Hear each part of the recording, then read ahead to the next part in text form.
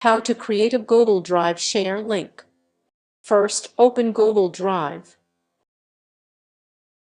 Now, create a folder. Tap the plus button icon at the bottom right corner. Now, if you want to create a new folder for your files, now tap a folder, type a name for your folder and click Create. Open the folder by double-clicking it. Next, click New again and choose File Upload to add your files.